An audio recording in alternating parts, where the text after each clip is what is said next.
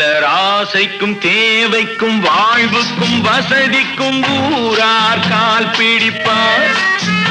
ஒரு மானமில்லை அதில் ஈனமில்லை, அவர் எப்போதும் வால் பிடிப்பார்.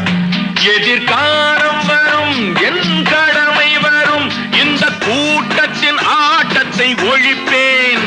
பொது நீதியிலே புது பாதையிலே வரும் நல்லோர் முகத்திலே விழிப்பேன்.